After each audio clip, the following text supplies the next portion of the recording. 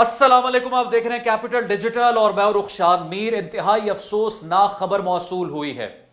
मुफलिसी के आलम में अपने ख्वाबों को शर्मिंदा ताबीर करने के लिए दिन रात एक करने वाले बिलाल पाशा, जो कि अब पाकिस्तान में एक ब्यूरोक्रेट के तौर पर सर्व कर रहे थे, उनकी मौत किस तरह से वाक़या हुई। सोशल मीडिया पर बहुत सी खबरें और इत्तलात ज़ेरे गर्दिश हैं, लेकिन इस वीलॉग को रिकॉर्ड करने से पहले मैंने उनके चंद दोस्तों से राब्ता करने की कोशिश की है ताकि यह मालूम किया जाए कि उनकी निजी जिंदगी में आखिर क्या चल रहा था।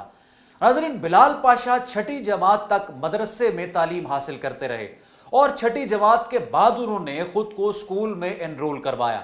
स्कूल, कॉलेज और यूनिवर्सिटी में उन्होंने इतनी मेहनत की और कामयाबी के झंडे गाड़े के मुकाबले का इम्तिहान पास करके पाकिस्तान के एक आला ब्यूरोक्रेट बन गए और इस वक्त वो सीईओ मिलिट्री कंटोनमेंट बोर्ड बन्नू के फराइज सरअंजाम दे रहे थे।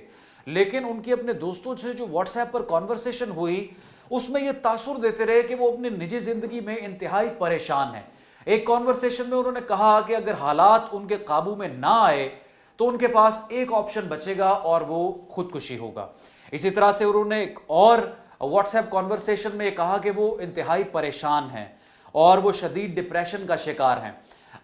एक आईटी एक्सपर्ट तनवीर नांडला के साथ उनका राब्ता हुआ और वीडियो उन्होंने ईमेल के जरिए अप्रोच किया और जब उनकी व्हाट्सएप पर गुफ्तगू हुई तो उसके बाद ज़्यादा उनकी बात नहीं हो सकी, सिर्फ सलाम दुआ तक बात रही।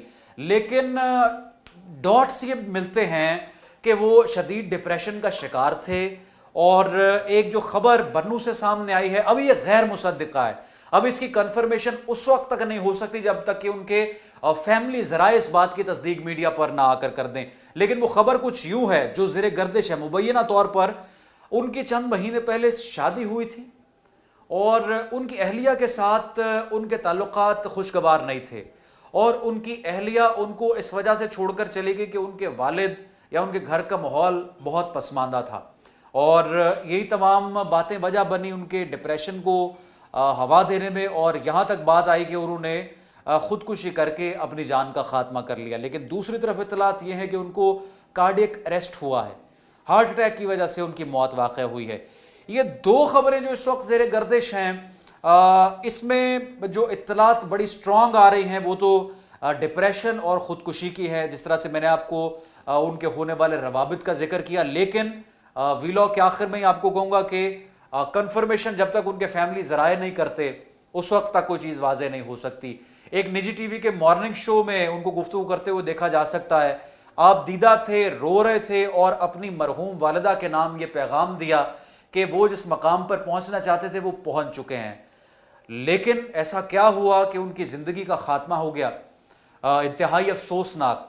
और वीलॉग के आगाज इख्तिताम पर मैं आपको ये कहना चाहूँगा कि मेंटल हेल्थ पर गुफ्तगू करना और मेंटल हेल्थ पर बात करना, अपने इर्द गिर्द के लोगों का ख्याल रखना और उनसे गाहे बगाहे राब्ते में रहना बहुत अहम है। और आज के दौर में जब डिप्रेशन दुनिया का सबसे बड़ा मसला है, आप अगर इसको संजीदा नहीं लेंगे तो ये इंतहाई ख़तरनाक होगा। रुखशान मीर को कैपिटल डिजिटल से दे इजाज़त। अल्लाह हाफ़िज़।